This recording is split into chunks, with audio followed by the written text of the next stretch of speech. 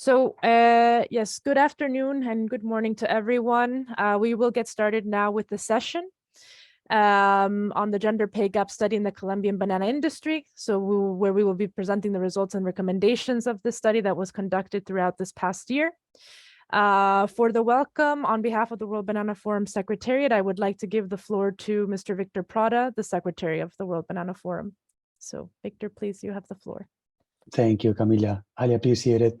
And then I'd like to welcome all the members of the Gender Equity Task Force and members of the World Banana Forum, plus a lot of familiar names that I see in the list of participants today. Maybe we can start with the housekeeping rules, Camila. Thank you very much for the slide. As usual, please try to keep your microphone muted if you are not speaking. If you'd like to intervene, we'd like to kindly ask you to raise your hand and write in the chat your questions. We will give you the floor or read your question. As is customary, this meeting will be recorded for internal World Banana Forum Secretariat use. It's only for reporting purposes, so we will not use any of the recordings publicly. Then, as Camila mentioned before, interpretation is available for you. You can see in the lower part of the Zoom browser, the Zoom app, you see the interpretation tab, which you can click to select either Spanish or English. If you're speaking and your sound quality is poor, interpreters will not be able to hear you appropriately, and that will make difficult their activity. In addition, please bear in mind that our interpreters today are FAO staff, therefore not professional interpreters. So we really appreciate if you can speak slowly and then bear in mind that for them is an extra effort. And then please, if your sound quality is also poor, you can harm their hearing and also the hearing of the participants. We would recommend not to use a built-in computer microphone or a conference call microphone. This is something indicated by our interpretation unit. It's better if you use a USB headset or other type of microphones.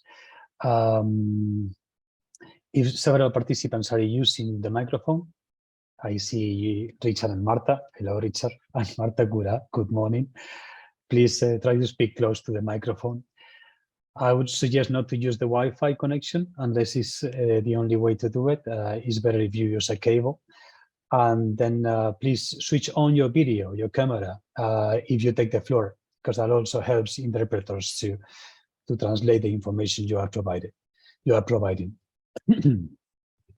So, Camila, I think that's it on the housekeeping rules. As usual, well, all of you know these rules. And again, I'd like to welcome to this meeting. Today, we will present the results of the gender pay gap study that has been piloted in Colombia and in the Colombian banana industry under an ongoing letter of agreement between FAO and Fairtrade Germany. The activities which have been supported locally by the Latin American and Caribbean network of Fairtrade small producers and workers, CLAC, began at the end of 2021 with the objective of enabling a deeper understanding of the extent, causes, and possible solutions to the gender pay gap and higher labor settings. The research has been conducted by the Anker Research Institute and consisted on piloting the Anker gender model, which has been launched and presented to the World Banana Forum members during a webinar of the Task Force on Gender Equity in October 2020 already, some time back. 2 plantations with different settings were selected for the study, including a unionized plantation in Urabá region and a non-unionized plantation in La Guajira, in order to explore potential differences and similarities. So, due to the nature of the study, the names of the plantations have remained confidential, as you can imagine, and the results that will be presented today will be done in an anonymized manner. To complement the research and data collection, the study also entailed interviews with local stakeholders to validate the findings, which we will hear more about today. A stakeholder workshop was held for local actors on the 8th of July to present the preliminary findings of the study. So the World Banana Forum also extended the invitation to the Gender Equity Task Force and World Banana Forum members. This session that I've mentioned, the 8th of July, content on important inputs and questions from local actors, which we will also hear more about today, and which were considered in the final review of the study report. We are pleased to inform you that the study report has been finalized and will soon be available publicly. Today, we'll have presentation from the Anker Research Institute and the local researchers involved in the study to present the main results and findings. Camila, if you could kindly go to the agenda. Then, so first, Martha and Richard Anker will provide the introduction and information about the Research Institute. Then we will talk about the methodology and results of the study by Sally Smith and Luisa Fernanda Bernat Diaz. Then we will have a Q&A session, a discussion session. Right after, we will talk about the good practices and recommendations by Sally Smith and Luisa Fernanda Bernat Diaz. Again, discussion and closing remarks by the World Banana Forum Secretariat and the Anker Research Institute will be provided at the end of the session today. So we would like to take this opportunity to thank all of those organizations involved in making this study possible, including Fairtrade Germany, CLAC, and the Anker Research Institute for their support and incredible efforts to materialize this activity. We would also like to thank you for your participation today and hope that you will find the results of the study insightful. And we will also further encourage you to participate actively in the discussions and to raise any questions you may have during the session today. So with that, Camila, I think we are good to go and we can proceed with the agenda. Thank you very much and welcome again. Yes, thank you very much, Victor. So I think we would like to give the floor now to Richard and Martha Anker to give a short introduction to the study before we go into presenting the methodology and the results. So Richard and Martha, please, you have the floor. Hi, everyone. It's a great pleasure to be here and to have these results presented. We're really excited. I mean, it's a new methodology, it's a new approach, and this is the first public presentation of any results. So it's important to us. And it's one of 5 pilots. So there are 4 other pilots that are in various stages of being completed, just to be realized that it's a pilot. And so the idea of our pilots was that we would try and have different industries like garments and different countries and different agricultural products. So we're going to be doing berries in Africa and garments in Turkey, Bangladesh, and Thailand. Just to give you an idea. Yeah, so I'm going to just say next slide. The next slide, just to give you some background on the Institute and then a little bit of background on the methodology, but really little background methodology because Sally is going to carry forward about what's been happening and how it's been developed by Sally in the lead. So we've now started an institute, Martha and I, and we now have a staff of 7 people, and almost all of them are on this call right now. We also have a global network of researchers around the world, of which you will hear from 2 of them today, in order to disseminate, and this is one of our main points of our work, is that almost everything is public. This is a little bit unusual in that some of these payroll data are not always public because they're sensitive information, but almost everything we like to be public. So it was great to work with World Banana Forum and Fairtrade in order to try and get this out in public because it is a sensitive area for some employers. You know, the idea is, our idea with our institute is that we're trying to shape public policy by providing public information and try and improve the life and the quality of life of workers around the world. And just that there are a number of people on this call from the Global Living Wage Coalition that we're co-founders of, and we still work very closely with them. And it's been an extraordinary partnership of knowledge and action improve the effectiveness of wage setting. It really is somewhat unique of having researchers work so closely together with standard setting organizations, and each of us has our let's say our expertise and knowledge, and so the merging of the two has been really very effective. Next slide. Next slide, yeah. So just as a little bit of a quick thing about the background to it. Martha and I have been working on gender for many years, not in the last 20 as we've been mostly on living wage issues. But prior to that, in our earlier lives, we had done a lot of work on gender and inequalities. So it was an exciting idea of doing something new. And we thought it was totally justified as part of a living wage group because women's pay is less than men's pay almost everywhere in the world. There's always a gender pay gap. And women are concentrated much more than men are in lower paid wage employment. And so anything which raises the lower part of the wage pyramid will help women more than it will help men. So living wage by itself is actually a very gendered idea. But that from our earlier work, and really it's almost all work to date, it's been concentrating on the differences in gender pay gap, like there's a 20% gap globally, for more of a higher level, like societal level of education, stereotyping, gender stereotyping, and societal levels. That isn't something that employers can necessarily do a great deal about. They live within the societies.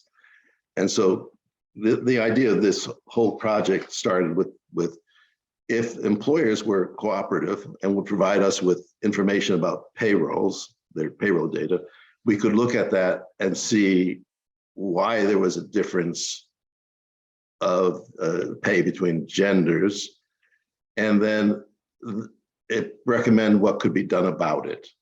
And so it was to bring the whole idea of gender pay gap to the level at which employers have some ability to do something.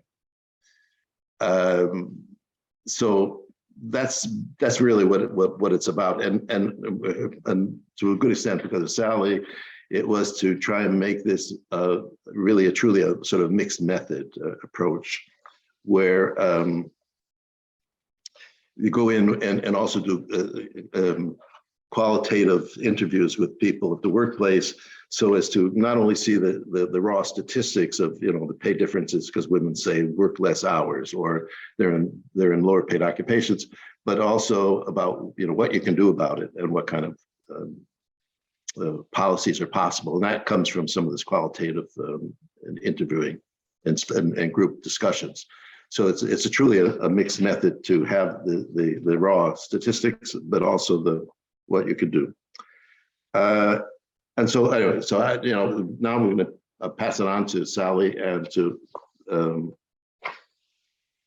Louisa to carry it on, but just to I have to first introduce them. And I just say that we really feel fortunate to be working with them, because they're really, as some people would call the best of the best. They're not just good, but they're the best among the best. So you'll see from this presentation.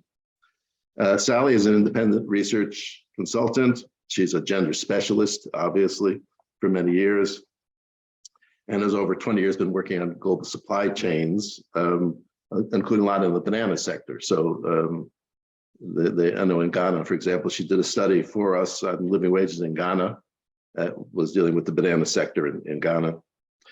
And so, I mean, she's leading the development of the methodology in general and the other 4 pilot studies. But for Colombia, for various reasons, language and other reasons, we're lucky to get Louisa Fernanda. She's been a researcher for over 20 years. She's the head of the research office of Colombia's National Institute for Evaluation, and also head of the planning and budgeting office at the Universidad Jorge Tadeo Lozano. My Spanish is okay. And she is currently working at the Faculty of Economic Administrative Sciences in Bogota, with a big emphasis on gender issues. So I pass it on to Sally to carry on with the method, to describe to us what the exciting new methodology, and then Luisella about some of the results. Thanks, Richard. Hi, everyone. Very, very happy to be here presenting to you today. We've had a few different sessions with the World Banana Forum, but this is the important one, right? Because this is when we have some results.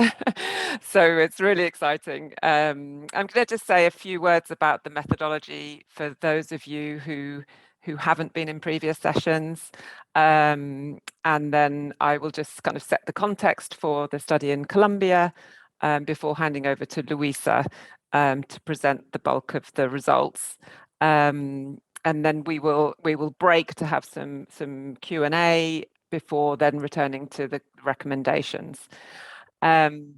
Thanks again to everyone who was involved in making this study happen, and particular thanks to the 2 companies that participated for opening their doors to us and being so open and generous with their time and with sharing data with us. And of course, also huge thanks to the workers who also shared their experiences and their views with us during the field work. So next slide, please. So this slide really just is an overview of the way we're thinking about gender pay gaps in this new methodology that we've developed. So as Richard said, the point of the gender pay gap methodology and the studies that we're doing is not just to measure the size of the gender pay gap. That in and of itself is of some interest, but it's really not very useful if you don't really understand why there's a gender pay gap. So when we're looking at the why, we are differentiating between what we're calling direct determinants and indirect determinants. So the direct determinants are the things at the workplace or the sector that have a very, very direct effect on how much a worker will earn.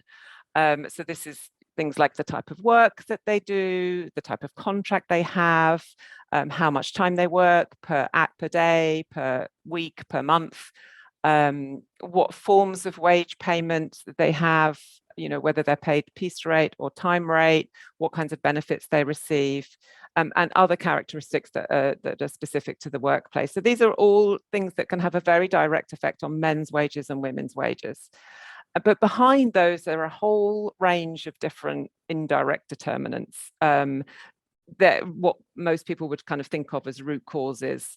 And those root causes can be at the workplace level or the sector level in relation to things like employment policies and practices, so recruitment policies, the workplace culture, the degree to which men and women are represented in trade unions and whether there's a collective bargaining agreement, all things that are very kind of specific to the workplace and can have a big influence on wages.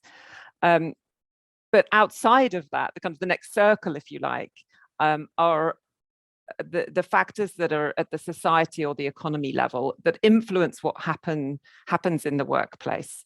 And this is things like gender stereotypes. So when you think about the type of work or the type of occupations that men and women have, that's very much influenced by the kind of wider norms and stereotypes in society about what is appropriate work for women, what is appropriate work for men, and particularly around unpaid care work, so working in the home, who does the majority of that work and how is that work divided up.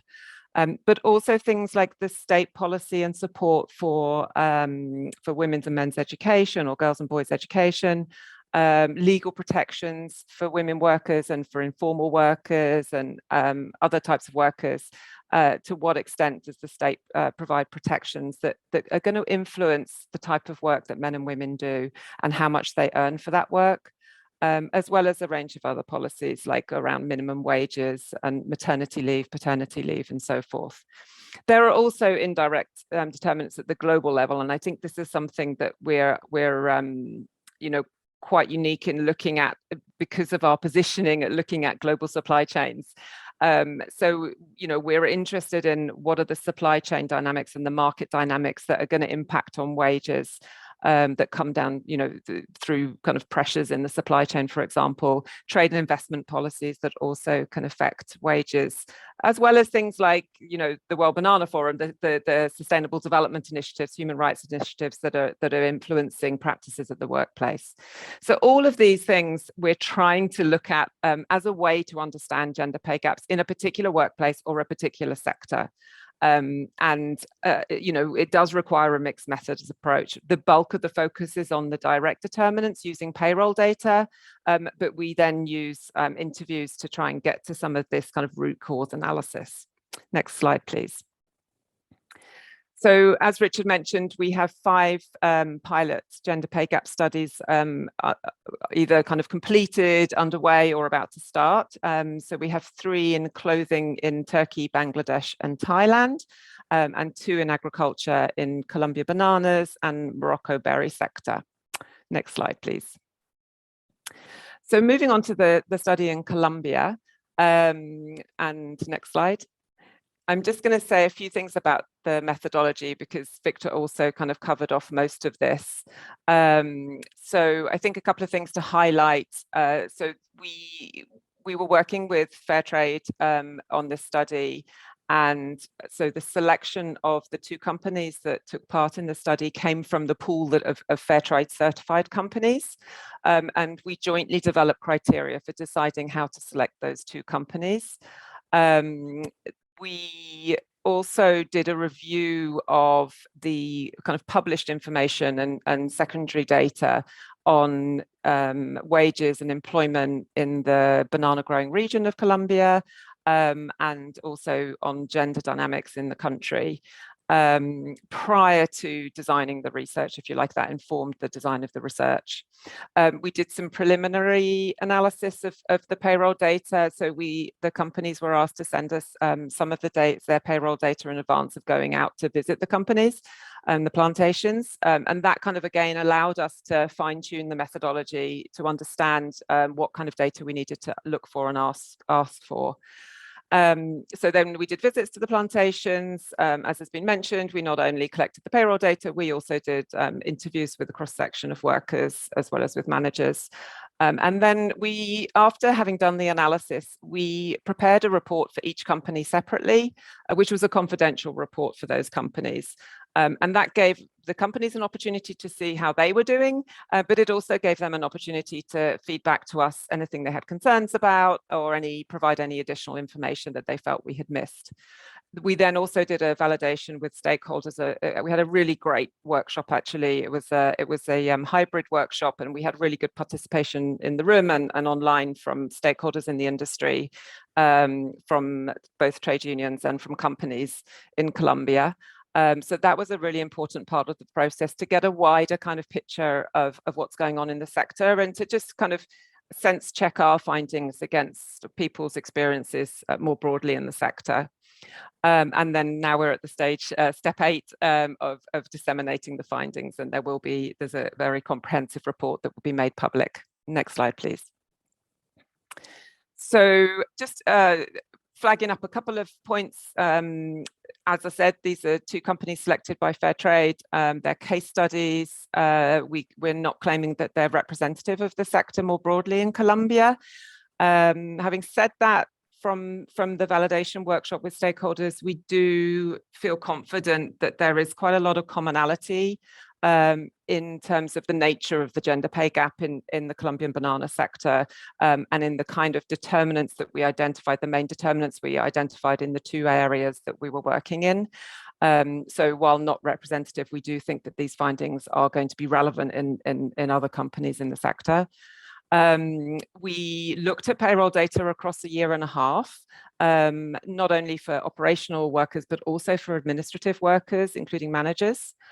So that period covered a pre-COVID pandemic period, as well as during the peak of COVID and post-COVID. And that was really important because obviously we know that the pandemic has had a huge effect on wages in many parts of the world. So that was really good to be able to look at wages over the course of time during that period. I've already spoken about the confidential reports that we delivered to each company. Richard talked about this access to payroll data. I think that is what makes this a particularly innovative methodology, and the study is quite innovative because it is rare to get access to payroll data. And so this really gives you a level of detail that you just wouldn't find in previous studies on gender pay gaps. We also, feel very strongly that this mixed methods approach is particularly important for any study on gender. You really do need to take a qualitative approach to it, as well as getting the hard numbers, which are equally important. And then finally, what's innovative about our approach is that it enables us to analyze the proportion of women and men who have a living wage using the Anker methodology. So this was quite a lengthy analysis in and of itself, actually, just to do a very accurate measurement of the percentage of men and women who have a living wage in the 2 case study companies. Next slide, please. So just moving then on to the context for the study in Colombia. So there's a couple of slides here based on national survey data. And just to give a sense of what this area of Colombia is like in terms of employment and wages. So this is for rural people who live in rural areas. And the chart on the left shows the labour force participation rates by gender. So this is the percentage of men and women who are in employment or looking for an employment. And what you see is that the size of the columns, the size that is in red, which represents women, is smaller than the part that is blue, which represents men. And this is effectively to say that men are almost twice as likely to be employed or looking for work as women. Okay, so just to recap then, women are less likely to be in employment or looking for work than men, but there are some differences between the 3 departments where bananas are grown for export. So in Guajira, there's a higher rate of women's participation in work. The chart on the right-hand side relates to the percentage of workers who contribute to the state pension scheme. This is effectively an indicator of formality of employment. So if someone contributes to the state pension scheme, they can be classed as being in formal employment rather than informal employment. So we see from this chart that in rural areas, the percentage of workers who are in formal employment is very low. Between around 8% and 25%. The percentage is slightly lower for women, but it's also very low for men.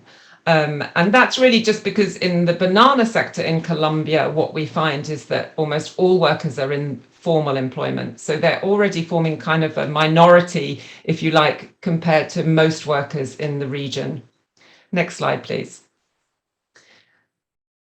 So this slide is just to give you a bit of a taste of what we know about wages and the gender pay gap in the banana growing region. So for the 3 departments that we looked at, when we look at average wages for everybody in rural areas in those 3 departments, we find a gender pay gap of between 21% and 30%. Again, there's some differences between the 3 departments. With a slightly bigger gender pay gap in Antioquia than in the other 2 departments. Next slide.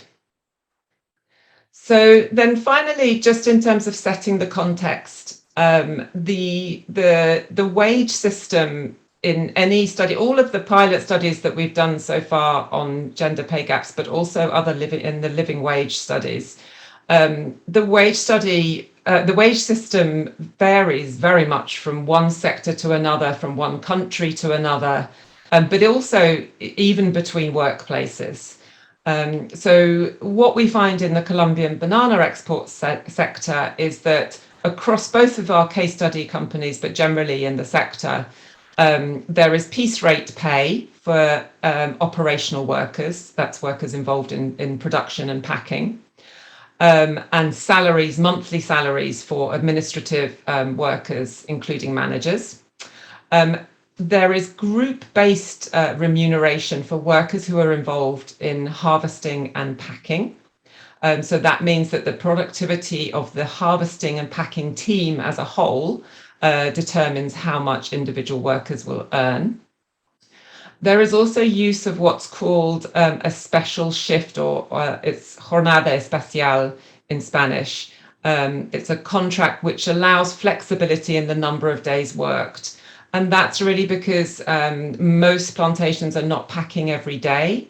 And so they need the workforce size to be flexible to adjust to the amount of production demand. There were, as well as those general commonalities across the two companies, there were some differences between the case study companies, because one was part of an industry collective bargaining agreement between Augura and Sintra y Negro, and the other just had a company-specific collective pact. So it's not a unionized plantation, but it does have a collective pact which sets out terms and conditions and wage rates. So the differences in those two agreements meant that the piece rate value for each activity varied between the two companies. The number of days that were guaranteed for special shift workers varied. And for the collective bargaining agreement, special shift workers have a guaranteed 3 days a week of work, whereas for the other company, there was no guaranteed number of days. The basis of the group-based pay differed between the two companies, whether or not harvesting, transport to the pack house and pack house were all considered as one group or two separate groups. And then there were also differences in terms of the kinds of benefits, extra legal benefits, so going beyond the law, that workers had access to through the collective bargaining agreement and collective pacts. In addition, the collective bargaining agreement has some provisions to promote gender equality and try and increase the number of women working in the banana sector. So that was also a difference in terms of context.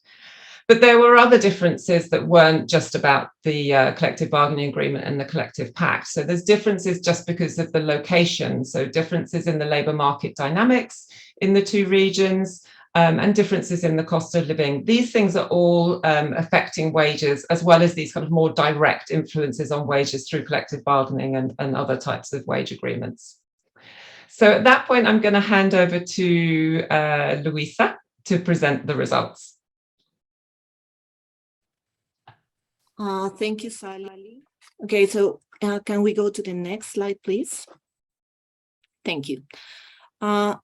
Well, the first thing we looked at was the gender composition of workers. One of the advantages of the payroll data is that it allows us to separate them between administrative and operational personnel, and this slide is showing the results. The bars in the left are showing the results for operational workers, which are very similar to the 12.5% reported from previous studies for the sector. But the first interesting finding from our methodology is that the proportion of women at administrative positions, which are the bars at the right, are different between plantations. And are also high, especially for Company A. This difference, it's related to the fact that both companies had headquarter offices in the capital of the department. So the administrative tasks are shared between headquarters and the plantations themselves. So they are not strictly comparable, but it is interesting the high proportion of women that are working directly at the plantations at Company A. Next slide, please. When we look at the gender profile of workers, we find some positive aspects that we want to point it out with this slide. The first one is the higher level of employment for men and women between 41 and 50 years of age. It is also important to note that more than 60% of women and 50% of men are between 31 and 50 years of age in both companies. And also, half of these workers, in case of company B, are between 41 and 50 years old. A high proportion of these workers in both companies have a permanent partner. And the average number of children is similar at both companies, is like 2.5 children per worker. And also, despite this high proportion of workers with a permanent partner, there is a relatively high proportion of single mothers as well. And this is positive because this is evidence of non-discrimination in access to employment for these single mothers. Next slide, please. When we disaggregate the information into occupational groups, we find some differences between both companies. If we look at operational workers, which are the first 4 categories for each of the graphs, we verify something that is already known for the sector, and that is that women are segregated into packing and cleaning activities, while men do field and packing activities. One of the things that we found very interesting from the visits at the plantations is that it is a common practice in the sector to promote workers to be multifunctional. So they are in constant training of their current activities and other activities, so they can be rotated between them when it's needed. For women, this multifunctionality is reflected in packing activities, but for men, it is reflected not only in packing, but also in field activities. And this explains in part the differences in the higher proportion of workers in packing for company A when compared with company B. In terms of the administrative task force, we also see differences that are related to what I said before about the different composition of the administrative activities that are done in the plantations. When we look at the types of contracts, another positive aspect that we can highlight is related to the fact that most workers are on permanent contracts, but this is also related to the selection of these companies for this study. We also find that only 20% of workers are on fixed contracts, and both companies use the special shift contract where women are most likely to be because of its design for packing activities. Next slide, please. One of the advantages of having payroll data to do this analysis is that it allows us to differentiate the size of the gap between operational and administrative workers and between different types of payments that are, and these are the results that I'm going to present in the next slides. In this graph, we see the average annual gap for operational workers at both companies.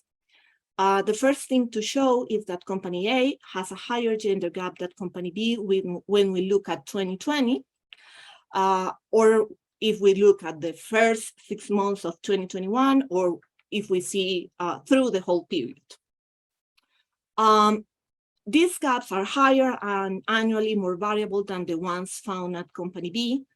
And something that is worth mentioning here is that company A pays on average higher wages. So this is a very important result in terms of gender, because this means that better payments do not necessarily behave equally between men and women. Also, this variability between 2020 and 2021 in terms of company A is related to the fact that when we looked at the number of days that women work we saw this month by month.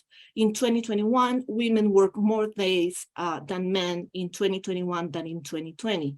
So this, I'm going to say this later on again, but if we can guarantee more days of work for women, these gaps will tend to reduce. In the next slide, we include information for both operational and administrative workers, and the picture changes completely.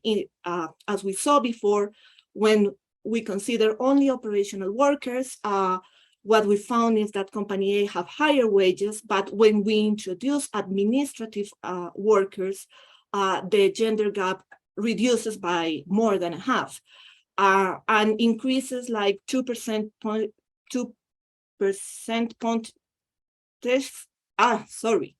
percentage points for Company B. And this is because they have more women working in administrative tasks, and as Sally mentioned before, they are paid similar salaries between men and women in administrative activities. So with this information in mind, we search the data to identify potential direct determinants of these gaps, exploring, next slide, please, sorry. Sorry, okay, this is a summary of what I said, so if my English is too bad, this is the summary. In both companies, women consistently earn less than men on average. The size of the gaps varies a lot month per month. This is something that you can see in the report with other graphs that we do not bring here. But this is correlated with fluctuations in production and market demands. And also COVID-19 is in between our period of study, so it also has an effect. As I mentioned before, paying higher wages do not necessarily imply that the gender gap is lower. And from our case studies, this is really evident when we see the behavior of this gap for operational workers. And the other interesting thing that we find that is not common in this kind of studies is to see the differences in the gap when you include not only operational but also administrative workers. And in this case, the inclusion of the administrative workers reduces the gap for Company A, but increases the gap for Company B. And the other important finding is related to living wages. We wanted to see with these wage levels, the proportion of men and women that could achieve a living wage. And if there is a gender gap, obviously women are less likely to achieve a living wage. So what we find is that 94% of men can achieve a living wage with the current wage structure, and 77% of women in both companies achieve a living wage. And this is a very important result because if you want to promote that these companies pay living wages,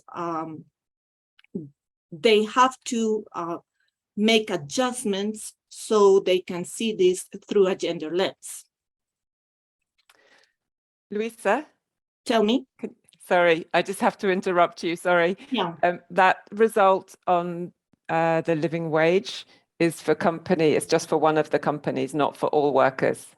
Oh, not for both companies, it was just for one of the companies. Yeah, correct. For the other, yeah, you are right. In the other company, there were no workers achieving that living wage. Correct, Sally. Okay, so next, we exploit the benefits of the payroll data to identify those direct determinants of the gender wage gaps. And we see it at least in 3 different ways. Next slide, please. We see it in terms of the activities performed, then in the different types of payments that workers can have, the amount of time work, and here we have a big difference with traditional quantitative works, because we usually like to see this amount of time measured in hours, but here, because of the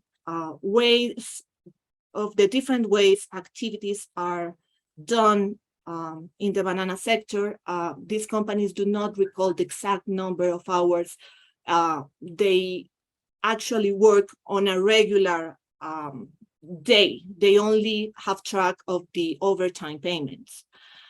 We also look at the types of contract, and we use age as a proxy for experience.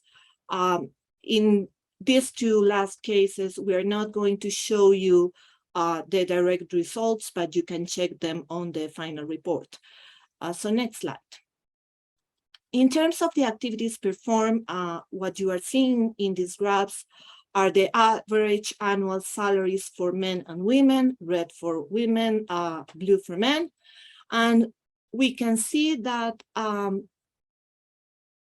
in all of the activities that women participate, with the exception of cleaning for company B, which is a very small group, in general, women earn less than men. As I mentioned before, in company A, the level of wages is higher, so these scales are not strictly comparable between companies. Next slide, please. And here we do a very interesting exercise exploding the information of the payroll data.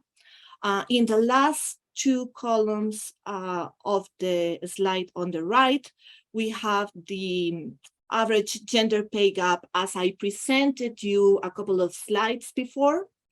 And what we do is we disaggregate the information of the payroll data into the regular payments, which are the 2 first bars on the chart, and compare it with the complete gap, including all types of payments. These are overtime payments and also bonuses and allowances that are of free access to all the workers without considerations of specific characteristics. These are the general ones. So when we see this chart, if we only looked at the regular payments, excluding overtime, these bonuses and allowances, we see smaller gaps for both companies, being the narrowing of the gap higher for company B than for company A. And we see in the bars in the middle, the behavior of the gaps just for overtime pay, which are the second group of bars of the chart.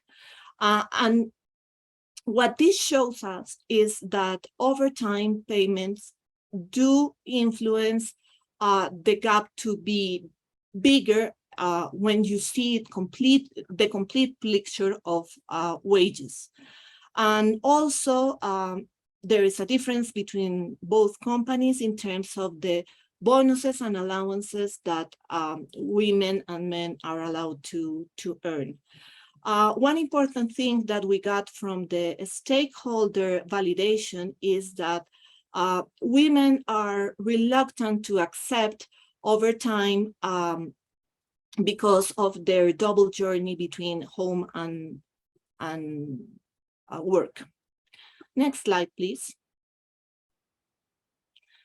Another thing we looked at was the number of days work for both men and women. And what we see here is that women on average work less regular days, 1 day less, And they also have more sick leave days and pay leave days in general. So when we add these three facts and add it to another fact that is stated here in the gray rectangles for each group, is that women do less days with overtime, as I mentioned before, because they are not willing to do them because of their double journey.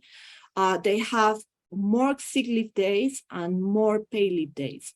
So if you put this all together, that means that they're earning less because these sick leave days and pay leave days are paid at a lower rate than regular work days. And the picture is similar for company B. The only difference that we find in the next slide is that for women that have fixed terms, they work 1 day more than the rest of the groups. So in the report, next slide, please. You would also find that we calculated gender pay gaps depending on the types of contract that the workers have. And although we find some differences, we really believe that those differences are more associated with the three things that we saw in the slides before, which are the activities performed, the different types of payments that they have, which are overtime and bonuses are allowances, and the differences in this time work and leave payments. In terms of experience, these companies do not have a complete record of the experience of the worker, mainly the previous experience before they got into their companies.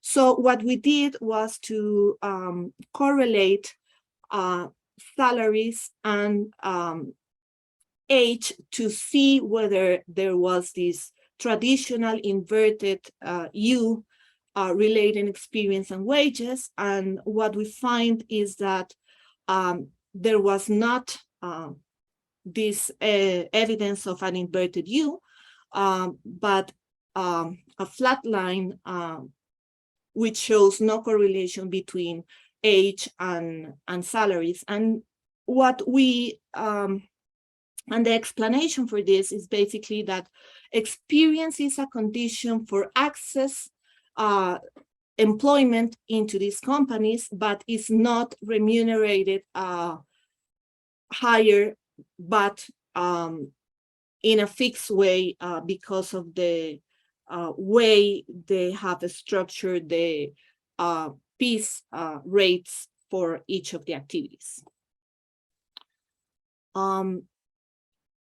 So this is the information of the quantitative data, and we mix this information with field visits in order to identify indirect determinants of these gender pay gaps. Next slide, please. And for this, we have previously done a desk work in order to find some works on this issue for the Colombian region. And we find a 2004 study published by the National Union School, where 60 women workers from Urabá were interviewed. And the findings back then was that 90% of them experience a differential treatment depending on age, looks, or their personal relationship to the coordinator. Also, 75% of them reported not to have time because of the double journey to participate in different associations or committees to have a voice on how to improve their work conditions. And despite being 18 years old, this study helped us to understand it as a baseline to see what has changed and what is constant in terms of this workplace culture and gender norms and stereotypes. So in terms of workplace culture, one of the things that must be mentioned is that since 2015, there is a new regulation that makes companies, that forces companies to have offices of occupational health and safety. And these offices train workers in order to reduce their activity risks, and also they work in promoting a better working environment.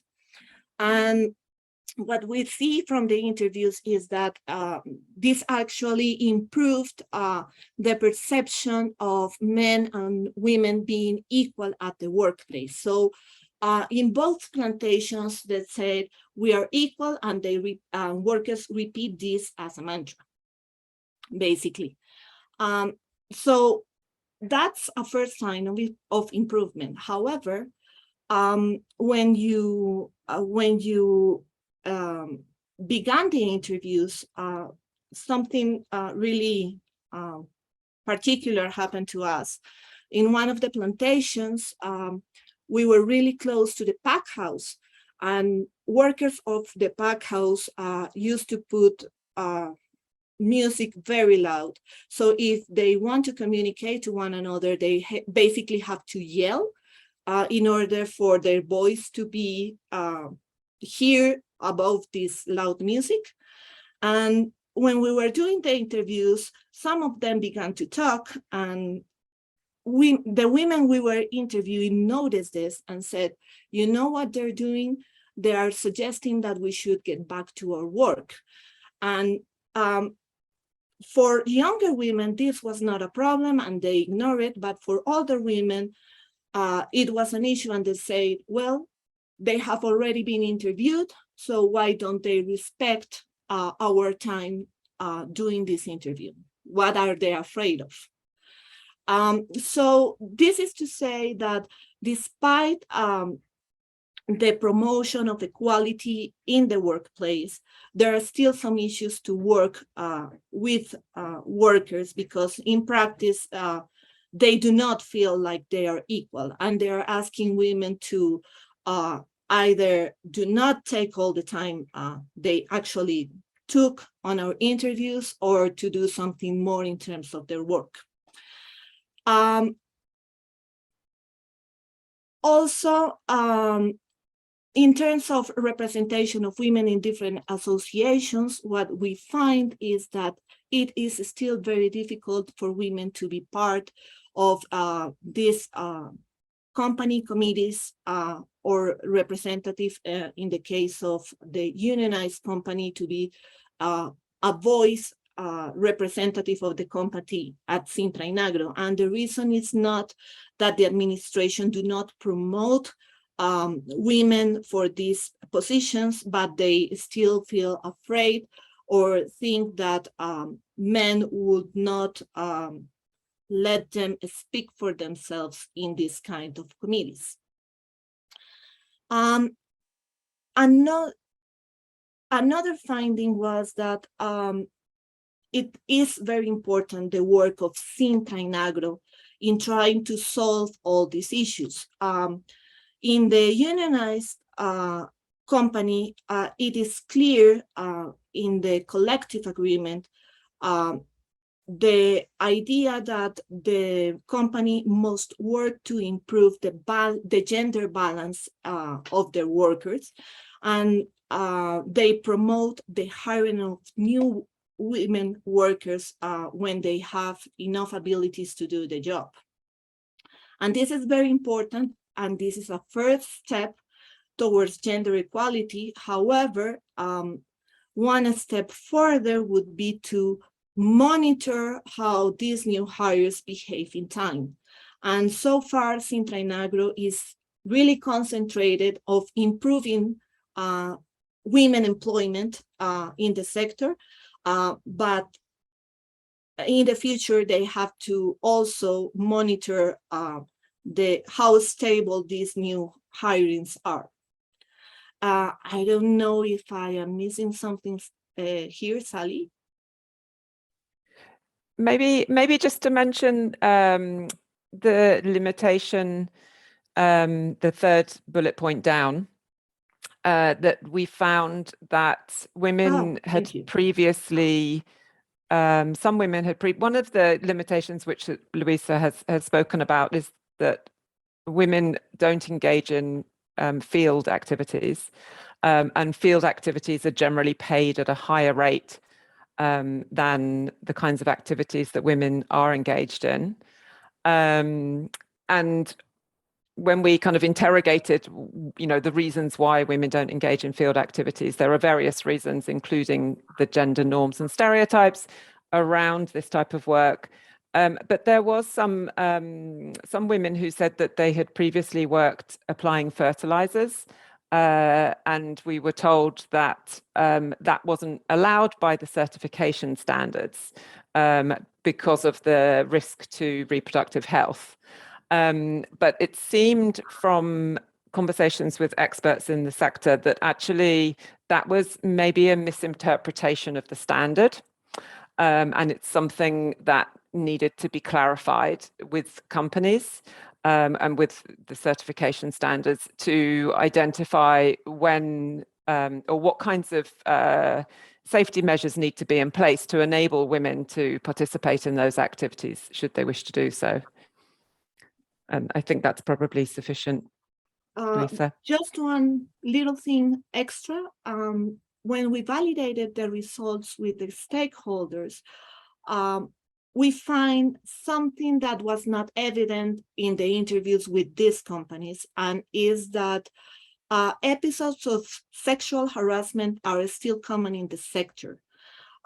They were not reflected in our interviews, but our stakeholders all raised their hands and said, this is still happening, and we have some more work to be done in this area. So these are basically the results we wanted to share with you. I don't know if we missed something else, Sally? No, I don't think so. Okay. So now it's time for the public to pose all the questions you have. Hopefully my English is good enough to be understandable for all of you. But if not, this is the chance to clarify all doubts that you may have. Yes, thank you, Luisa and Sally. I see there's a hand raised here, Ana María Benítez. No sé si esa era una mano levantada desde antes, señora Benítez. Your hand is raised from before. Okay, la bajo. Okay. So I see that we have, I believe it was Margherita Romanelli first. So Margherita, please go ahead. Hello to everybody. Thank you very much for the presentation, very interesting. I have couple of questions, very short, regarding the methodology. How many women were interviewed directly, and if you think that those interviews give you the opportunity to verify what is written in the payroll, it is confirmed by the reality. And on the other hand, that is very, very much connected. If you have discovered that as a salary gap, there is can be affected by this inexistence of a gray zone, and I mean with the gray zone when the salary is correlated to a certain number of hours or days that you find in the payroll, but into the reality, people, the women has to work much more days or hours, and in that case, the salary gap is higher. It happens, for example, in agriculture in Italy. That is a problem. So then I would like to understand if there is also in that context.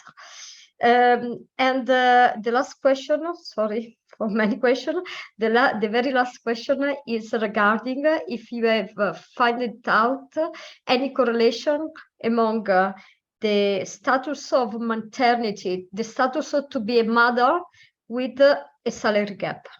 So if there is any correlation among these two categories, because in another research in Italy among migrant women, there is a correlation. Thank you very much. So it means that the women that are mother are much more exploited than the other in our research. Thank you. Sally, would you get that or? I can answer some of it. So let me just, and then you can also add on. So in terms of the number of women interviewed, I mean, the number of women in each company is actually very small. And Luisa, sorry, you'll have to remind me. I think you interviewed all of the women at each company. All of the women that were working that day, but that was a low demand packing day, so not all workers were there. But I think we interviewed like 16 women per day on average at both plantations. And just in terms of whether that was an opportunity to verify the payroll sufficiently, I mean, I'm not quite sure if you're asking whether we had any reason to doubt that the payroll data was reliable, but no, and the answer to that is no. There was no reason to suspect that the payroll data was in any way manipulated, which is a common thing, you know, in many countries and many sectors of double books, but there was no reason to suspect that in this case. Whether the gender pay gap was affected, I'm not 100% sure I understood your question, but I think you were asking whether if we were able to take into account time worked, whether effectively women were working for less per hour than men. I'm not sure if that was what you were asking. No, perhaps you could just repeat that bit of the question, but I'll just come to the last thing, the correlation between motherhood and the gender pay gap. We didn't find a correlation. Effectively, almost, I mean, as Luisa presented, almost all workers, both men and women, had children. Which was interesting because of the kind of age range that we were looking at. You know, most of them were in the kind of middle 26 to kind of 40 type range, and most workers had children, and so there wasn't a correlation there that we found that was associated with parental status. Luisa, do you want to add anything to that? And I don't know if you understood the second question better than I did. Yes. If I understood correctly, the other question was related to the days or hours and the correlation with salary. What we did was to look at the number of days per month that men and women were working. And you can see this in the complete report. And then we compare it with the wage gap. And what we can see was that for those months where women work more days, the gap was reduced and even reduced to 0 in one of those months. But this is also related to demand. If you do not have packing activities to do, or if the level of packing activities is low, given the way that these persons in packing are remunerated, it is different to reduce the gap. But what we do see is that the more days women work, the gap is reduced. I'm not sure if that answers your question. Yes, thank you. My question were very much close to the risk that there were some days or hours not considered calculated into the payroll. So in that case, of course, the salary gap would have been increased. But since you replied me that there is any risk or any doubt on this risk relating the possibility of having some days not accounted into the payroll, so then this question doesn't make sense. So my question doesn't make sense. So then thank you for the adding some other elements with your place. Great, thank you, Margarita. We will move on then to the next. I see there's 4 other hands raised. So first we will give the floor to Adela Torres and Señor Emerson Aguirre, and we can continue with César and Iris. Señora Adela, por favor. Hola, muy buenos días. Yo soy Adela Torres y soy dirigente sindical de Centrainagro en el sector bananero en Colombia. Pues mirando el estudio que se ha realizado a través de esta consultoría, vemos varios elementos que de pronto voy a permitirme compartir. Sí, lo que dices en el tema del estudio, que las mujeres son menos que los hombres, eso es cierto, pero en el tema salarial, también con el tema por la misma jornada y algunos contratos que se tienen, por ende se gana quizás menos que los hombres, pero no es porque la mujer tiene un precio diferencial en el trabajo, sino que es por los días de trabajo, como ustedes lo explicaban, por los días de trabajo que se tiene, entonces por eso se gana menos, pero digamos que el día de trabajo en un empaque, las mujeres van a ganar igual que los hombres, no ganan las mujeres, por decir algo, $20 y los hombres 25, no, ganan, si son 25, todos ganan 25. La diferencia es por los días de trabajo. Y lo decías en tu presentación, bueno, porque las mujeres a veces prefieren, es un sistema que tenemos especial con el sector bananero, tema de contratación especial, así se llama, jornada especial, porque precisamente cuando se dio mucho el tema acá de la violencia, pues las mujeres asumieron ese rol de trabajar en la finca y el rol de ser mamá y estar en casa, entonces a veces para un día para que ellas pudieran atender. Bueno, en el tema de la salud, de que las mujeres se ausentan más, y sí me hubiese gustado de pronto que, o una recomendación, porque cogieron 2 fincas, y en 2 fincas creo que no puede quedar como que eso es lo que se da.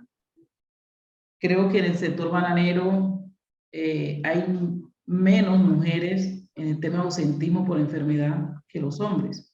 Por ende, porque los hombres son más, claro, nosotros tenemos un porcentaje de mujeres del 8.3%. Entonces se va a ver pues que van a haber mucho más hombres enfermos que las mismas mujeres.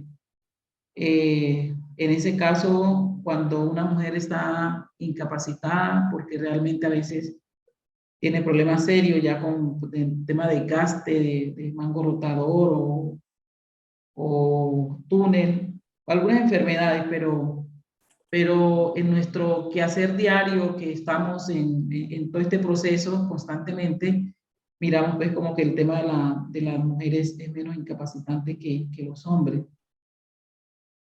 Nosotros a través de nuestras negociaciones con los empresarios bananeros hemos venido haciendo un proceso para incrementar el número de mujeres en las fincas, que más mujeres estén trabajando, porque no está el porcentaje que de pronto quisiéramos que hubiese en la finca. Por eso el sector y el sindicato ha venido haciendo un trabajo de que en las convenciones colectivas se metan cláusulas para que las mujeres sean contratadas. Se ha encontrado, digamos que en algunos casos podemos decir que el 70% ha cumplido, de pronto un 30% pues todavía no llega a cumplir el proceso, pero lo estamos haciendo.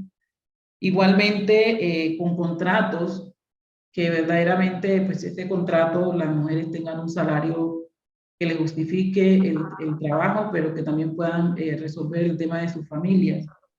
Además de eso, hemos contratado en muchos convenios con otras empresas, aparte de las negociaciones, para hacer una contratación muy significativa que fue en el 2019. Entonces, en ese caso, creo que yo sé que ustedes hacen una investigación y cogen al azar unas fincas, de pronto, no sé, tampoco pues se nos consultó, digamos, como a la dirigencia sindical, pero bueno, yo sé que de pronto lo hacen ustedes así porque para de pronto tener este estudio y por eso hoy se está socializando. Entonces creo que en ese caso, que también resulta muy significativo el tema del acoso sexual en la finca, pero también el acoso laboral para las mujeres. También es bastante importante que todo esto se tenga pues, como en cuenta. Más mujeres en la empacadora, por ende, sí, las labores que las mujeres hacen son más en la empacadora. Son pocas las mujeres que hacen labores de campo por el grado de complejidad que a veces se tiene y por la misma condición de la mujer. Entonces, por eso hay más mujeres en la empacadora y muchos hombres pues, en el campo, que son los que cortan los racimos y hacen todo el proceso de mantenimiento de la finca, son hombres. Son muy pocas las mujeres que van al campo, a no ser que cuando van a hacer abono, pero que también es complejo porque un bulto de abono pesa 50 kilos y entonces para una mujer a veces le queda muy pesado. Entonces, como este tipo de labores y algunas otras labores como el desoje, que también en algunas empresas pues también utilizan algunas mujeres para realizar esta labor. Creo que el estudio de 2004, que fue un estudio que hicimos nosotros como organización sindical, conjuntamente con la Escuela Nacional Sindical, donde hicimos un estudio sobre derechos laborales, sexuales y reproductivos de las trabajadoras en el sector bananero, pero ese es un estudio que sí, como tú dices, ya hace 18 años, pero lo estamos incluso, yo acabo de hacer un estudio también y actualizamos mirando el antes y el después, cómo estaban las mujeres en el 2004 y cómo están a 2021, que lo culminamos ahorita en 2022.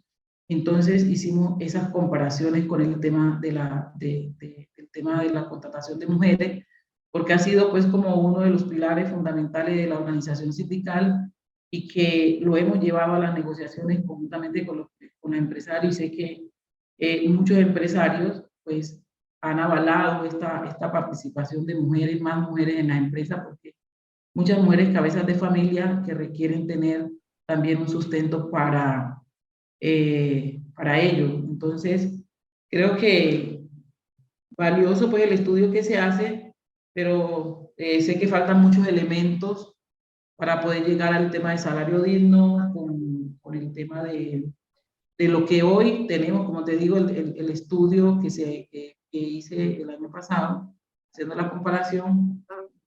Pero sí, en el tema salarial es eso. ¿Por qué la brecha salarial? Porque las mujeres no trabajan todos los días, pero en materia de día de pago se gana igual que el hombre.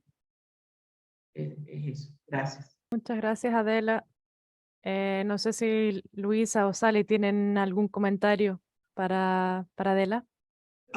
Creo que hay dos elementos para aclarar respecto a la presentación y a los días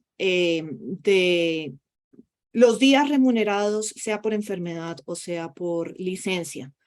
Y es algo que menciona Adela, es que en algunas otras fincas el ausentismo masculino es superior al femenino. Y eso es cierto, pero también es cierto que ese ausentismo no está relacionado con pago. En el caso de los hombres, el ausentismo masculino está relacionado con el hecho de que los días, el lunes después del día de pago, los trabajadores suelen no asistir a las plantaciones y la ausencia no es justificada. O sea, simplemente lo que dicen es que se gastan todo su salario en el fin de semana y pues no llegan porque estaban de fiesta, básicamente. Y eso no se observa en estas gráficas porque estas gráficas están basadas en los días que las empresas reconocen como pagos justificados por enfermedad o por alguna otra razón. Entonces, por eso aparecen las diferencias en los días, pero gracias a Adela por mencionarlo, porque esto debía haberlo hecho más claro durante la presentación. Y otro aspecto que también menciona Adela frente a esta segregación de trabajos de hombres y de mujeres, también debía haberlo mencionado antes, y gracias a Adela por señalarlo, es que incluso para algunos coordinadores y para parte del personal administrativo todavía es impensable pensar en alternativas para que las mujeres participen en el campo.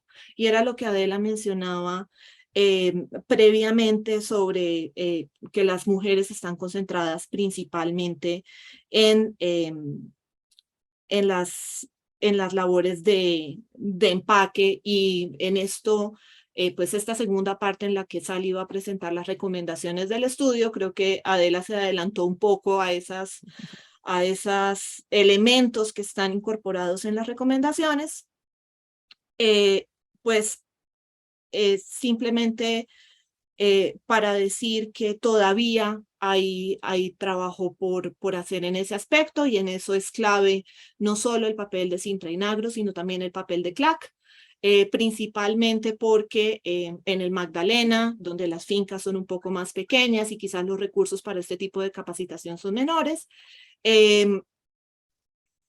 tampoco hay una presencia tan masiva de los sindicatos. Entonces, CLAC puede ser un agente importante para ayudar a corregir este tipo de estereotipos.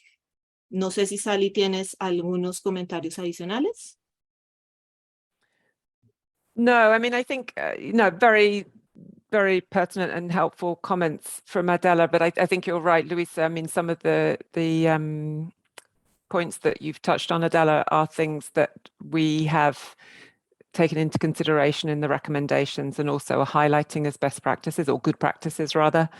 So perhaps that will be reflected in the next section of the presentation. I mean, I think it's, but the point about whether the two case studies are representative of the sector. I mean, I think we are very clear that this is, we're not claiming that they are representative. The number of sick days, as Luisa has spoken about, there's a difference between the unauthorized and authorized absences. But even if the number of sick days, paid sick days, are not representative or not typical, should we say, that was a very small factor in the gender pay gap. I think if it had been something that we thought was a really major factor, we would have, maybe been more cautious in the way we were presenting that, because, as you say, they are just case studies. But I think a combination of those two, the two aspects, that it's not having a major impact on the gender pay gap, and also we weren't accounting for unauthorized absences. We didn't feel that there was a need to kind of ignore those results, if you like. But I think, yeah, other than that, just, very useful comments for everybody in the room to hear. Emerson. Sí, por favor, ahora podemos pasar al señor Emerson Aguirre. Camila, muchas gracias. Luisa, un gusto saludarte. Muy interesante el estudio. Unas preguntas muy puntuales. Primero, ¿la finca de La Guajira es sindicalizada? La que se analizó. Segundo, en la introducción, cuando se realiza, se habla que únicamente se contempla empleo formal cuando se paga pensión. ¿Por qué no se tiene en cuenta también cuando se habla del pago de cesantías? teniendo en cuenta que nuestra legislación laboral colombiana tiene pensión, cesantías y parafiscalidad. El tercero, la diferencia, o dentro del estudio lo contemplaron, presentar la diferencia salarial entre una mujer de La Guajira y una mujer de Urabá, porque no lo veo en el estudio. Y lo tercero, acudiendo a las palabras que menciona Adela y que ustedes han mencionado, si es válido hacer una encuesta para complementar este estudio, si realmente hay interés alto, mediano o bajo de aumentar la participación desde las mujeres, ¿sí?, en las actividades en campo. Sería muy importante hacer esa encuesta. Muchas gracias. Ok, Emerson, respecto a la finca en Guajira, sí tiene un sindicato. En cuanto a lo que dices de seguridad social, en términos de mercado laboral, cuando la firma hace los aportes a salud y a pensiones, normalmente eso se considera formalidad, y cuando esas dos cosas se pagan, indirectamente cesantías también se están pagando. Entonces no significa que estas empresas, o que en general la definición omita la existencia de las cesantías, sí existen. Frente a las diferencias entre cuánto gana una mujer en promedio en Urabá y en Guajira, no hicimos el cálculo explícito y no analizamos esas diferencias, porque finalmente estos son casos de estudio, el número de mujeres es pequeño, para esto sería más interesante un estudio mucho más amplio, y recordemos que este era un primer piloto para verificar si la metodología funcionaba o no. Pero en los cuadros tú puedes ver en el reporte esos salarios promedio de mujeres en ambas empresas, entonces se podría hacer perfectamente el cálculo. Lo que pasa es que hay que tener cuidado con la interpretación de ese valor, porque no es representativo entre las regiones. Y finalmente, en términos de las encuestas de interés por las actividades, repíteme, porfa, si las mujeres quieren trabajar más, menos horas o en distintas actividades de campo, ¿correcto? Sí, si quieren que aumentar su encontramos, participación o si les llama la atención o cómo es el grado de llamarle la atención de entrar en esas actividades donde su presencia no es tan alta. Sí, actividades no es masivo. dentro de... La respuesta sobre, o sea, sí indagamos en esto en las entrevistas en campo, y el interés no es masivo, pero pensando en estrategias para mejorar el balance de género a largo plazo, no importa que sea masivo el interés. Si es pequeño, lo que uno puede pensar es en estrategias para incorporar a estas mujeres que sí tienen interés en las actividades de campo, y en la medida en que vayamos incorporando a estas mujeres a esas actividades, ellas liberan un cupo que también puede ser aprovechado por nuevas contrataciones por parte de las empresas, y así mejorar el balance de género. Entonces, hay algunas que dicen, mire, yo prefiero estas actividades, sobre todo porque esto me evita los problemas de potenciales chismes o habladurías en empaque. Entonces, sí existe el interés, pero no es masivo. Muchas gracias. Con gusto. César? Can I just clarify one thing? No, maybe I misunderstood what you said, Luisa, but if the question was whether the plantation in Guajira was unionized, the answer is no. I think, Luisa, you said that yes, it is unionized, but that's the plantation in Urabá is unionized, and the plantation in Guajira was not unionized. I just wanted to make sure that was clear. Thank you for clarifying that. And just to add on to what you said about, you know, women's interest in doing field activities, and I think this is something that comes up again and again in any kind of gender study in agriculture, is, you know, some kind of ideas that, you know, maybe women don't want to do field work because it's harder, it's, you know, sometimes exposed to the sun, sometimes they're physically, you know, less able to do it, and you know, all of those reasons are valid, and it's not that we would ever say that women should be getting forced into to doing work that they don't want to do.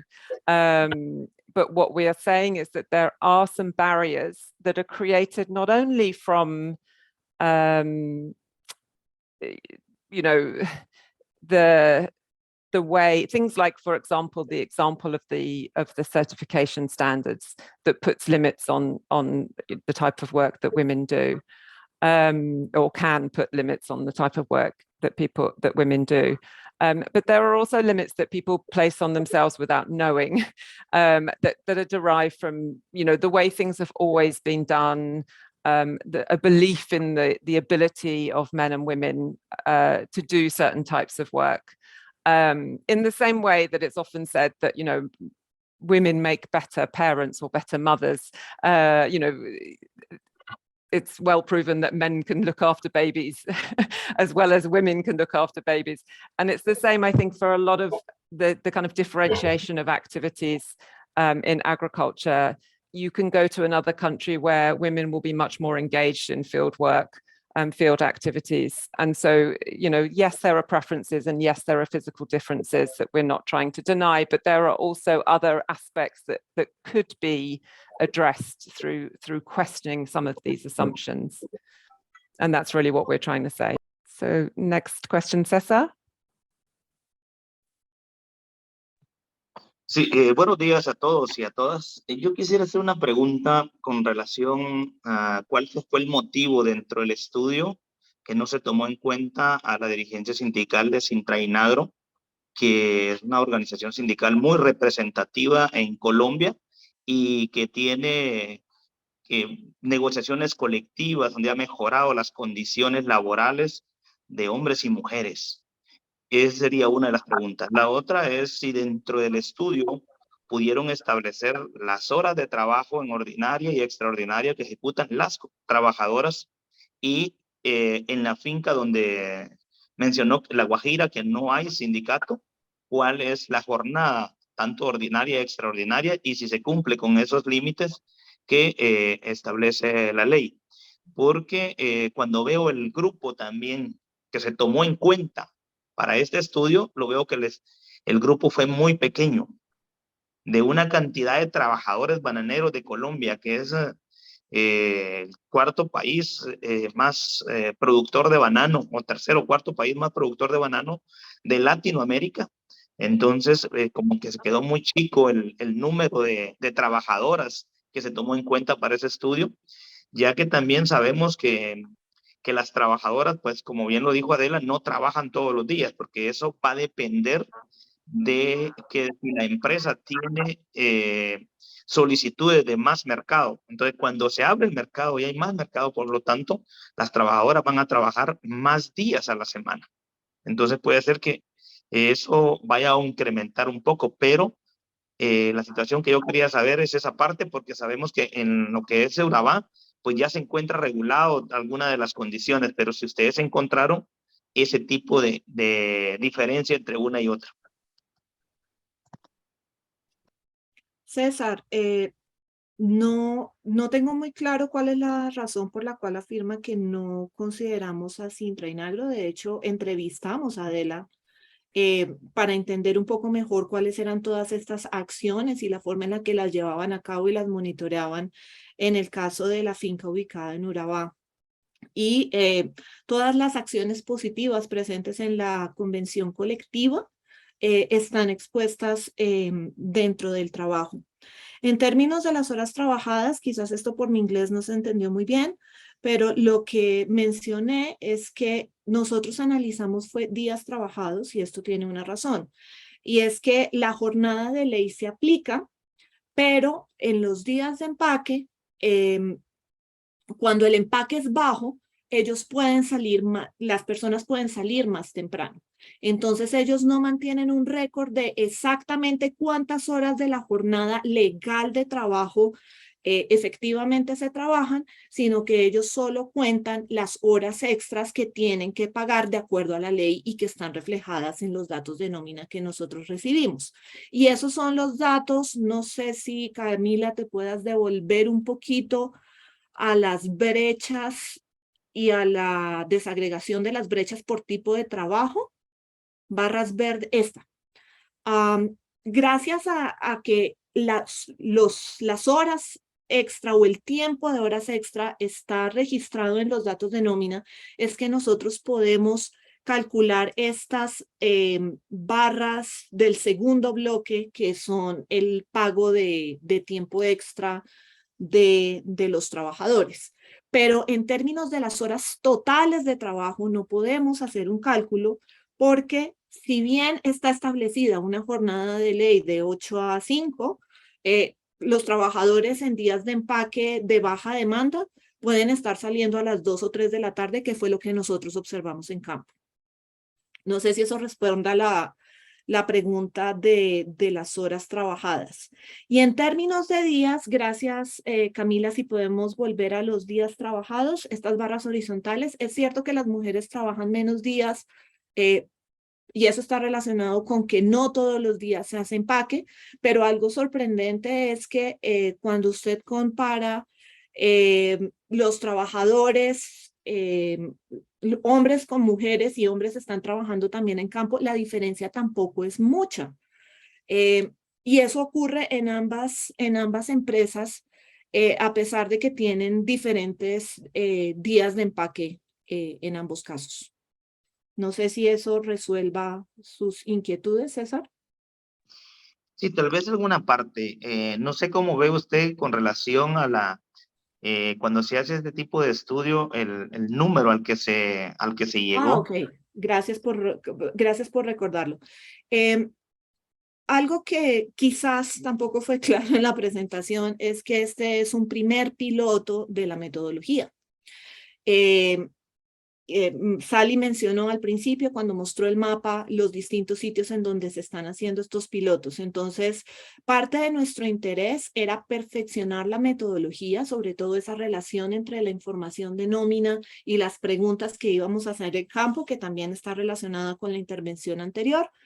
Y esa es la razón por la que en este momento se seleccionaron 2 fincas, pero claramente si este trabajo es de interés, algo que deberíamos hacer a futuro es ampliar el número de fincas participantes en estos estudios. Estoy de acuerdo con usted. Muchas gracias. Sally, no sé si tienes algún otro comentario. No, but Camilla has just flagged that we've only got 15 minutes left. Okay.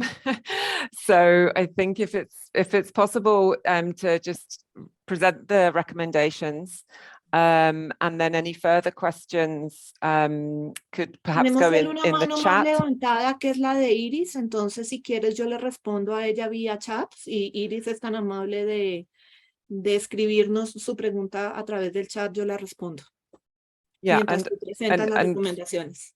If we have just 5 minutes at the end, I'll try and kind of go through the recommendations quite quickly, and perhaps we can give an opportunity to Iris to comment first. So yes, I think we should proceed with the last few slides.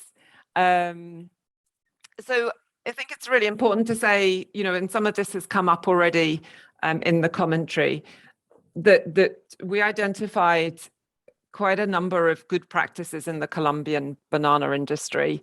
And this was not only our case study companies, but also from the stakeholder workshop, as well as the general kind of literature around the sector. And so we really wanted to you know, highlight these good practices as things that are already being done. You know, they're tried and tested, if you like. And certainly could be relevant for other companies in Colombia, but elsewhere as well, other parts of the world. So some of these things we've already talked about, the fact that the most workers were on permanent contracts, including workers who are on these special shifts. And also that the collective bargaining agreement guarantees a minimum of 3 days of work for workers on special shift contracts. These are certainly very good practices that you wouldn't always see in this kind of sector. The fact that workers are trained in different activities to be multifunctional, I mean, that has more of a benefit for men in the sense that men are trained across both packing activities and field activities, and so they have a greater ability to increase their wages, if you like, by increasing the number of days worked and the number of activities that they engage in. But nevertheless, it's beneficial for both men and women because it means that they can earn more, they can do things other than just packing. One of the farms had created an apprentice coordinator role, specifically in order to try and encourage women into those management positions, the key management positions, and that was working effectively. There were some explicit actions that have been spoken about in the collective bargaining agreement to promote women's participation in the sector. And also some companies had tried, hiring or specifically identifying jobs that they were targeting women for as a way to promote women's employment. The occupational health and safety officers that Luisa referred to as being a kind of part of national regulation, that's a really good practice, so long as the promotion of gender equality and a good working environment is included as part of their responsibilities, which it was in the case of our case study companies. And that's something that we think, is a good way to mainstream a focus on and a kind of ongoing focus on gender equality in the workplace. And then there was an example of a company, an exporter that was monitoring wages in a very detailed way to ensure that workers were earning a living wage. And looking at this on an individual worker basis. And as we have said in our presentation, achievement of a living wage is a gendered issue because it is the case that fewer women achieve a living wage currently in our case study companies than men. And this is the same, we're finding this in other of the pilot studies as well. And so this practice of monitoring wages is certainly something we would see as a good practice, as long as it's also recognized that there's a gender aspect to it. So next slide, please. And then, there were also some recommendations that are really derived from the broader analysis, the statistical analysis and other analysis that we did. And one of those is the need to really cross-check that the pay rates for different activities have been decided in a gender-neutral way. It's very common around the world for the types of work that women do to be valued less than the types of work that men do. And we didn't look at this in that much detail, and it may well be that in the case of Colombia, because you have a collective bargaining agreement, that the pay rates have been agreed or decided on in a gender neutral way. But we would suggest that the sector could do a gender neutral job evaluation of all the typical activities in banana plantations, looking at things like the skill level, the type of responsibility, the kind of physicality of work and other aspects of the activity to assign it a value. And there are methodologies for doing this that are well known, but it is quite a comprehensive job to do, and it was beyond the scope of our beyond the scope of our study. But that really is where you would get to equal pay for work of equal value.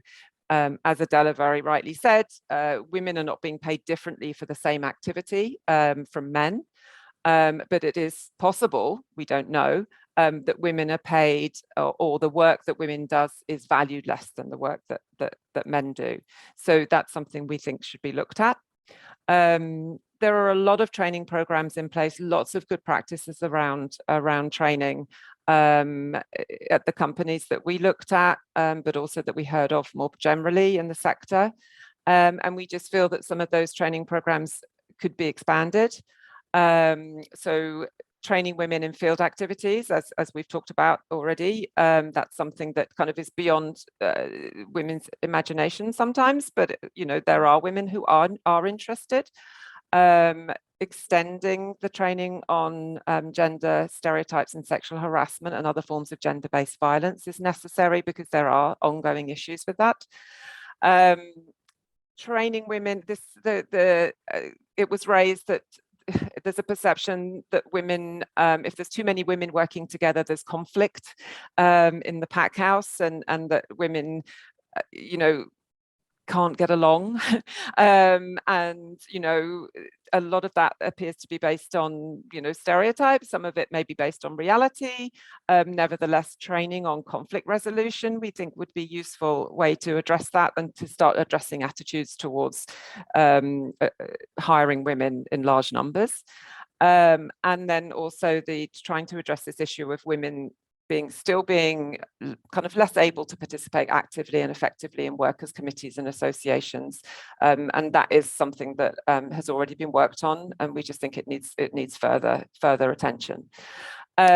Clarifying the requirements of certification standards is an obvious thing to do, which I think would be quite a straightforward thing to do, just to make sure that there isn't a barrier to women's employment where there shouldn't be.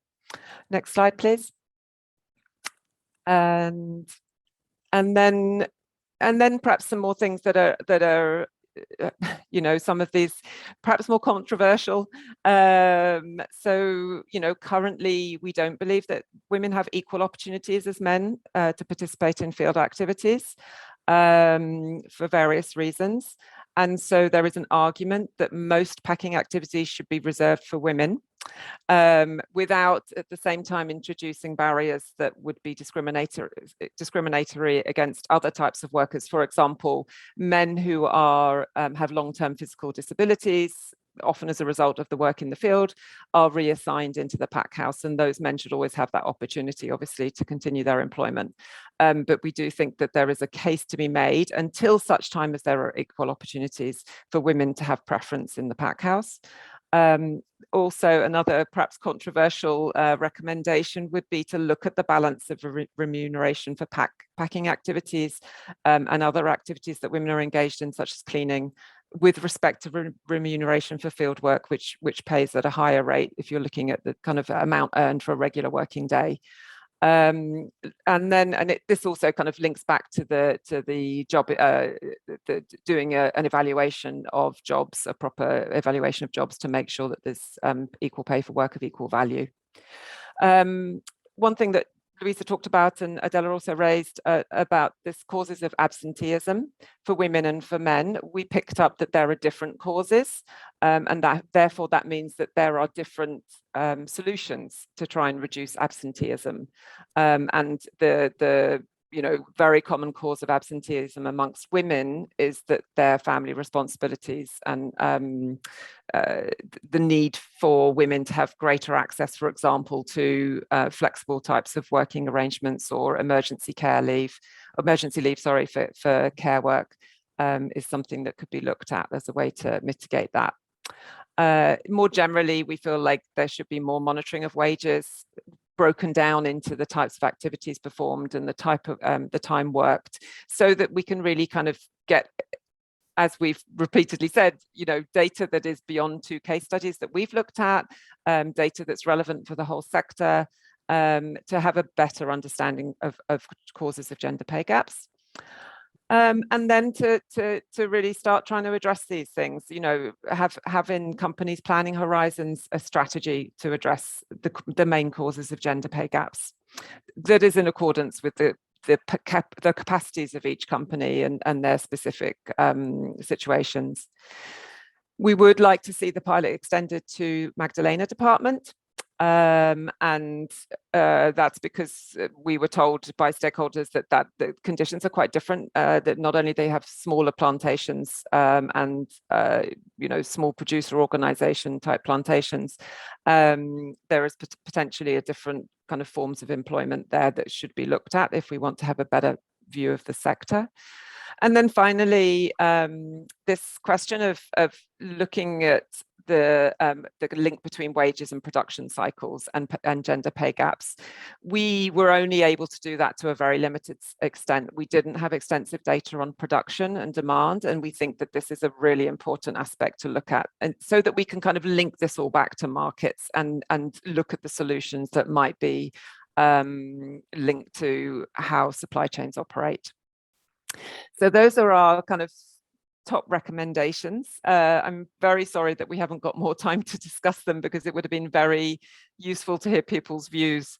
But if we have got a few minutes and anyone's willing to stay a bit longer, I'm sure Luisa and I would be very happy to answer any questions or hear any other suggestions. Thank you, Sally. Perhaps maybe we can see if Iris still has a question. Iris, si todavía tiene una pregunta, quisiéramos darle la palabra a usted, por si quiere hacer la pregunta que tenía anteriormente. Iris, ¿nos escucha? ¿A quién, Camila? Disculpa. No, sí, le estaba dando la palabra en caso de que todavía quiera hacer su comentario o pregunta cuando había levantado la mano anteriormente. Bueno, sí, buenos días a todos y todas. Iris Munguía de Honduras.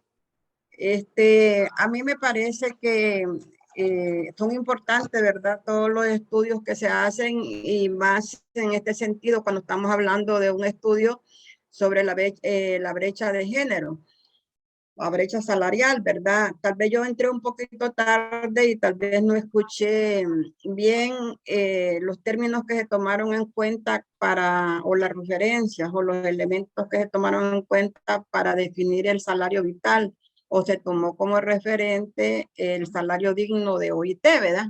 Entonces, a mí me parece bien importante, y en todo esto me están quedando dos elementos que me parece que son importantes para nosotras como mujeres, porque a mí me parece que es un buen punto cuando hablamos de comparar los días trabajados, porque desde allí estamos mirando que las mujeres nos beneficiamos o tenemos menos garantías, podemos decir. Menos garantías en cuanto a los días trabajados. Por ejemplo, si nosotras en el departamento de empaque solo hay 2 días corte a la semana, solo 2 días trabajamos, ¿verdad? Entonces los otros 4 días no tenemos garantizados esos días como lo tienen garantizados los compañeros, porque los compañeros tienen garantizados sus 6 días a la semana. Cuando no trabajan en el empaque, entonces los mandan a trabajar a la agricultura. Entonces, por lo menos allí está garantizando 4 días de salario para los hombres. Entonces, nosotras como mujeres, yo creo que es importante ese punto, porque tenemos que ir buscando también, ¿verdad?, dentro de los contratos colectivos, la garantía de los días trabajados para las mujeres, porque si hay actividades que nosotras como mujeres podemos hacer en el campo, y ya lo hemos hecho en reiteradas ocasiones. Por ejemplo, el corte de la maleza, que le dicen conde, el fertilizante, aplicar fertilizante, pero habría que discutirlo un poco también con las certificadoras. No sé por qué dentro de sus criterios lo miran desde el punto de vista de la reproducción de las mujeres. Yo estoy de acuerdo que una mujer ya con meses avanzados de embarazo no puede ir a la agricultura, estoy de acuerdo, porque los terrenos son un poco arcillosos y hay algunas cuestiones, pero me parece que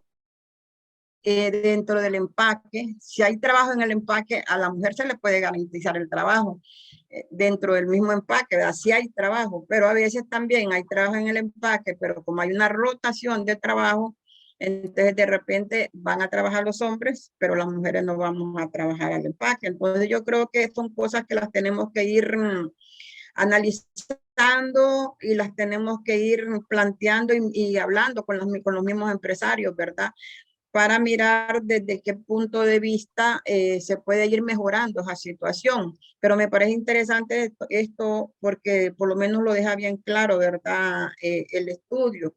La otra cosa que me parece que sí hay que tomar en cuenta es cómo comparamos donde hay sindicato y donde no hay sindicato, ¿verdad? También sobre las condiciones de las mujeres, porque eso también es importante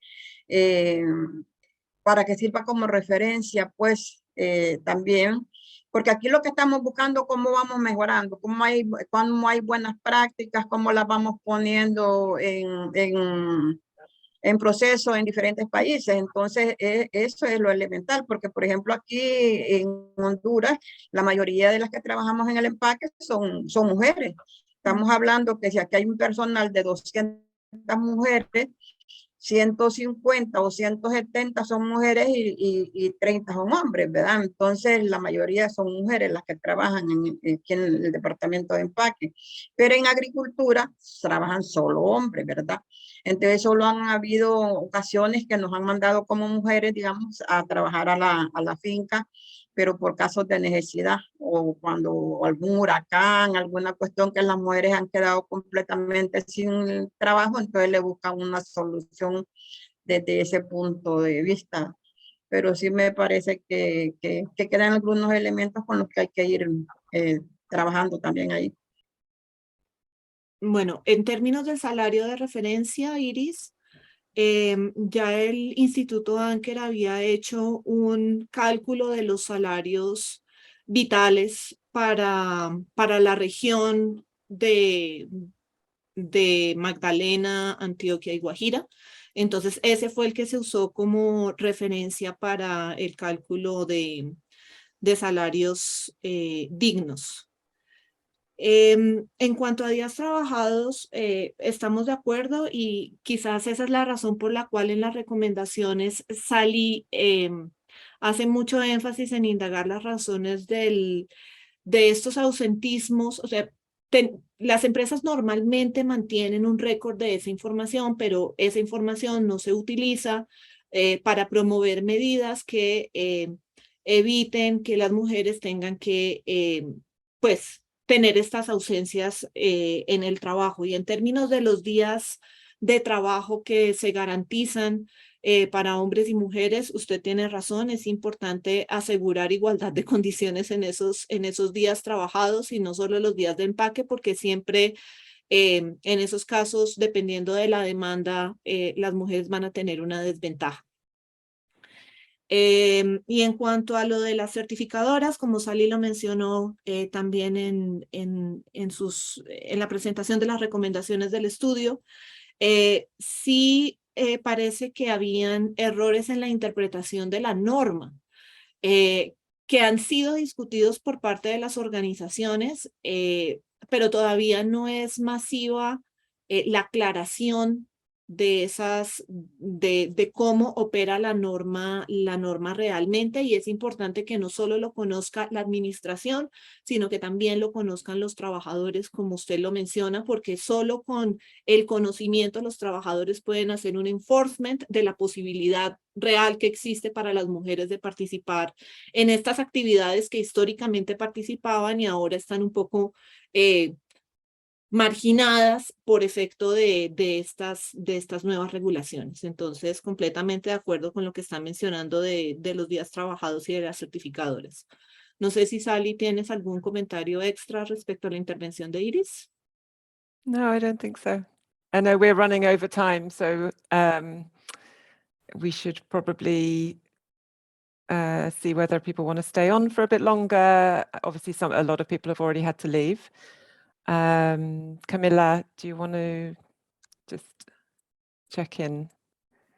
Yes, thank you. There were some other comments that I think were translated in English and Spanish in the chat, so I think the participants were able to read through those. There was just one more question regarding which company was the one that was unionized and the one that was not. So, one specifically about Sintra y Negro, apologies. Which one was Augura and Sintra y Negro? Company A or B is what this is what they were asking, but I guess, yeah, I'm not sure that this can be shared. Yeah, I mean, we intentionally didn't want the study to be a comparison of unionized and non-unionized plantations, you know, because that wasn't the focus of the study, to understand the effect of unionization on the gender pay gap. Obviously, there are aspects that came up that were very much linked to whether the study was unionized or not, specifically in relation to the value of activities and the level of wages. And I think it's, well known that the wages in the Urubá area, where the plantations are mostly unionized, are higher than in other parts, in the other departments.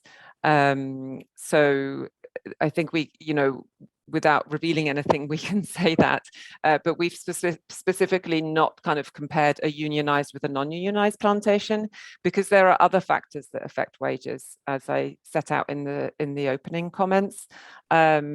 The local labor market dynamics, the local cost of living, all of these things can affect wages, and we didn't want to make this, because it wasn't the focus of the study. I think we would have had to do additional things to really verify the influence of unionization on the gender pay gap vis-a-vis other things. And with just 2 case studies, it also wouldn't have been appropriate. So we're not revealing it directly, but I think anyone that reads the report would probably be quite easily identify which company is which. Great, thank you, Sally. So I see that there were no other questions or in the chat, and given that we've already run over, I think perhaps we can already go to the closing remarks.